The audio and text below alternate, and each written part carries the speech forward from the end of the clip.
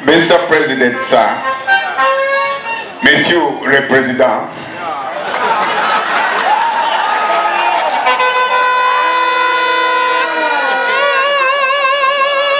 I would like to bring you greetings from the Conservative Party in Uganda, including the people of Rubaga South that I once effectively represented in Parliament. I would like to congratulate you, PFF, for venturing up to this extent. PFF. We would like to thank you very much for the perseverance and adventure you have shown in the struggle for freedom.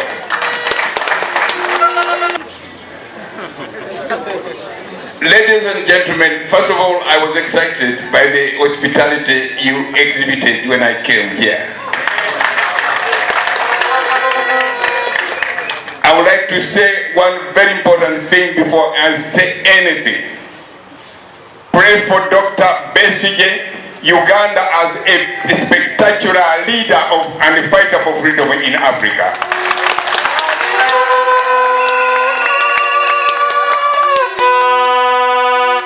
I see Dr. Besigye as a unique intellectual in Africa.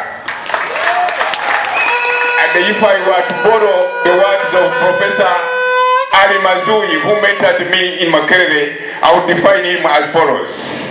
He's a simple-minded person, he's passionate, he's a loving politician, he's an adventurer, but above all, he's a man fascinated by ideas and has acquired the skill to handle those ideas effectively. When Honorable Wafula Ogutu was giving a speech, I did not want him to stop, because when he made a hint that they are now shooting towards the federal governance in Uganda, I realized that the work of John Ken Lukyamuzi is becoming easier. Ugandans should wake up, because since our independence, when we secured a federal constitution to regionalize the areas of Uganda under a cover of unity and diversity, and Obote came to destroy it in 1966, we have never recovered. The country is on fire. Every government we bring in falls short of the principles that made us to fight for our independence.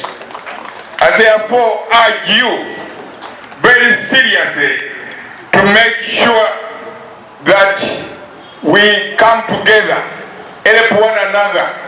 In fact, I want to tell you that as I was speaking, I realized that your work is going to become very easy, because you are tackling the areas that have long been ignored. Look at this Museveni unitary system of government, breeding with the Musevenomics. Where has it taken us? 146 districts, for what reason? A parliament of 550 MPs, cabinet of 82 ministers. What a shame.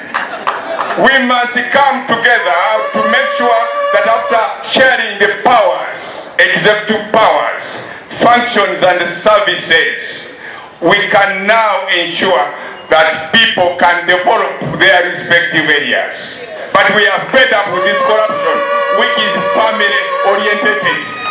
We are led by an oligarchy, led by President Museveni. Before I leave the platform, I want to make a proposal, and a sound proposal.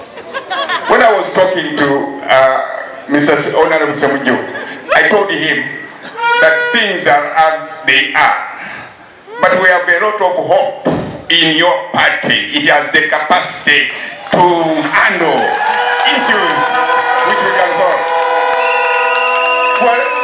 And when they work closely with the Conservative Party, where can't we reach?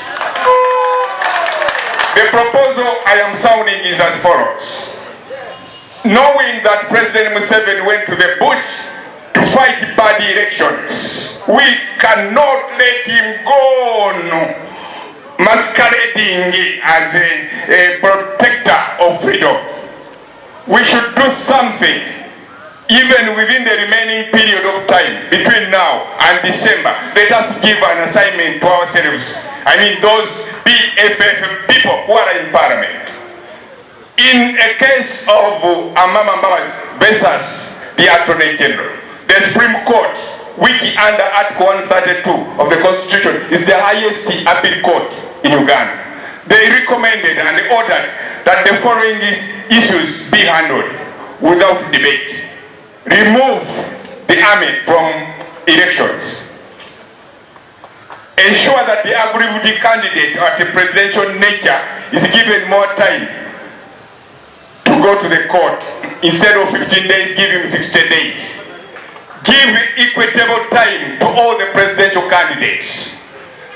Allow oral evidence to come up along with the affidavits. And lastly, ensure that the declaration of results are done at constituency district level, not mounting them to get fed up, to wait thoroughly when the internet is blown out. That can be done, and we can insist on doing that. So before I leave the platform, I would like to echo a sound word which Dr. Besigye will hear. Free Dr. Besigye! Free Dr. Besigye! Free Dr. Besigye! Free Dr. Besigye! Uganda is not yours, Museveni. Uganda is for all of us. And the time to tackle you is now. Norwestekyo bagasta banastange. Sensera kitustu se pegasta de wastam. 60 PFF okulastaba ntisti ndo musasajja agestenda. Thank you so much. Thank you. Thank you very much, our Mistress of Ceremonies, the other spokesperson for the event, the acting president, People's Front for Freedom, PFF, all leadership of PFF in your respective capacities, leaders of the sister parties that have spoken. I salute you all in your respective capacities, all protocol observed. Fellow citizens, delegates and patriots, I wish first of all add my voice in congratulating the PFF upon this milestone.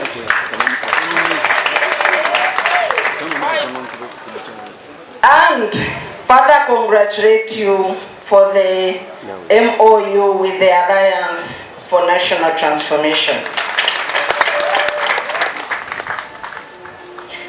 I wish to add my voice as a human rights defender on the disturbing situation surrounding Dr. Kizza Besigye, Haj Obed, and all other political prisoners who have been held beyond mandatory days of remand. Dr. Besigye and Haj Obed, from 16th November when they were abducted, to today, July 8th, they make 234 days in custody, unconstitutional custody. It's very unfortunate that as we celebrate 30 years of the 1995 Constitution, and I was happy to see very many people that made this Constitution, General Muntu, Senior Counsel, Wandero Garu, there was another CA, former CA delegate from Orango, and so many people here. I think the 1995 Constitution As much as it was the most celebrated constitution in Uganda's history, it's also the most vulgarized constitution. Today, history watches you, PFF. Today, Uganda listens to you.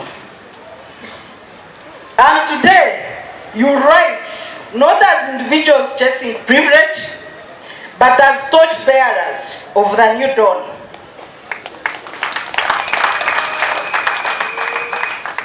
We are gathered here to witness a wonderful journey of building a new political home after intentional and deliberate political turbulence at your former home. Today's gathering has the most experienced, most tested political leaders in Uganda that you can find in any one gathering. And the citizens out there are hopeful that your experience, your wisdom that has been tested at several fronts can deliver something new for this country.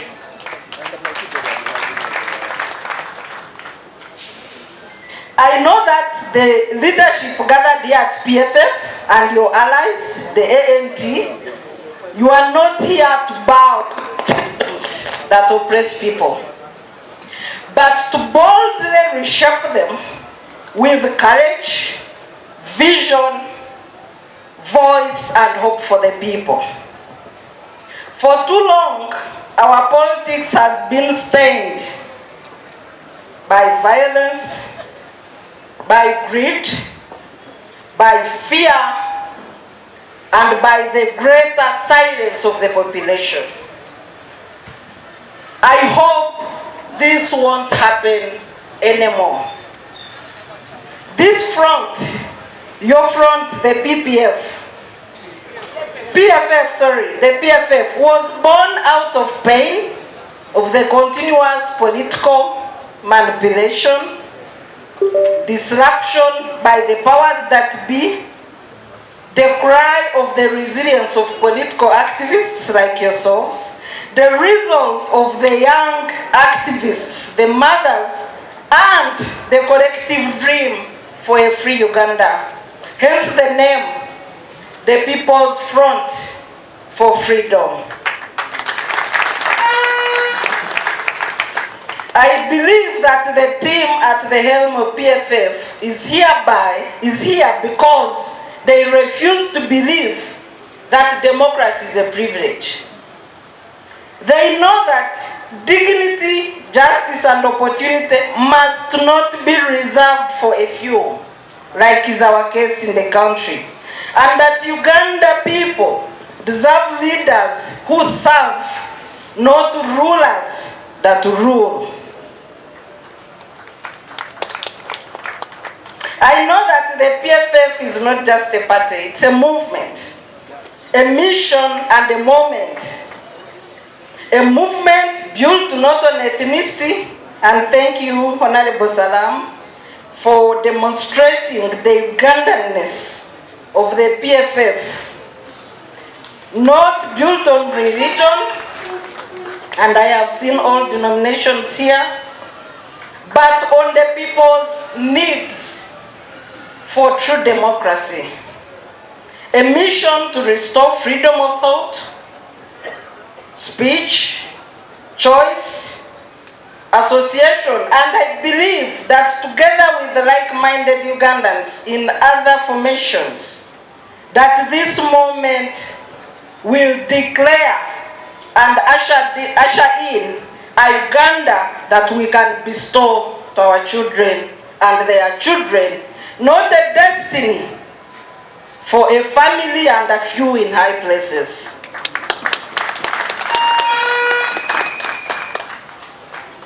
To our youth, you are not too young to lead.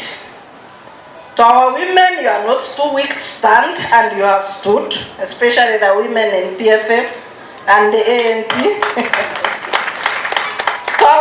elders, your wisdom will guide this country forward. We in civil society know that the road is very rough. It's getting rougher for us. But we remember that a people united in truth can never be defeated. Let your response be discipline. Let your weapon be ideas. Let your victory be democracy. Our country is at a critical stage of an election where majority voters, the 10.7 million that Honorable Semju talked about, the young people, have no or limited voter education. I have not seen myself any voter education going on in this country. I was introduced as a chairperson of the Global Network for Domestic Election Observers, and I observe elections global-wide.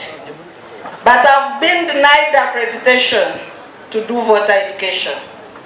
And I will not apply for observation to embarrass myself, because voter education is less critical. Critical national civil society organizations have been blocked by the people with powers to accredit. I'm sure you are also aware that critical media organizations are facing a blockade on national functions where the president is appearing. Mainly NBS, Daily Monitor, and NTV. A blockade on programs involving taxpayers' money. So what will happen during campaigns if you don't fight that? If we don't fight that, because we are fighting the blockade, we want the political parties who are main actors in elections to fight the blockade, to fight illegalities, a blockade against civil society with no explanation. Our organization has not had any explanation from Electoral Commission as to why there is a blockade on our organization. I'm sure the media have no explanation on why there is a blockade on programs that involve taxpayers' money, that involve their money.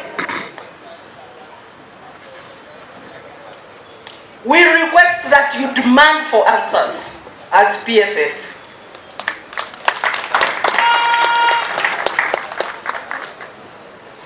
We request that you demand that we shall not have sins of the military in this election.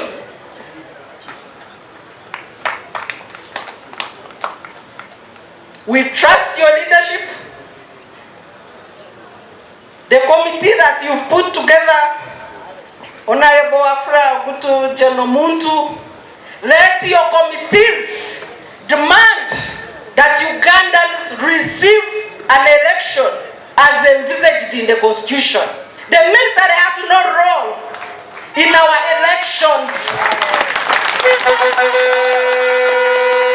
We must collectively demand that the UPDF must stay at our borders, not at polling stations.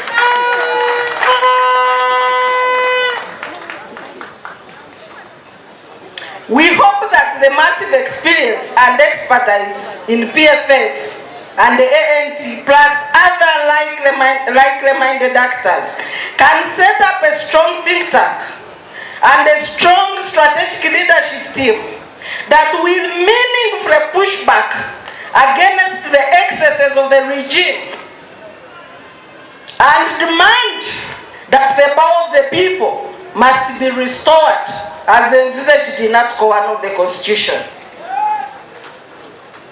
This is not only extremely urgent, but it's very critical. And as CSO actors, we are open to share experiences and expertise, and we shall work with whoever knocks on our doors.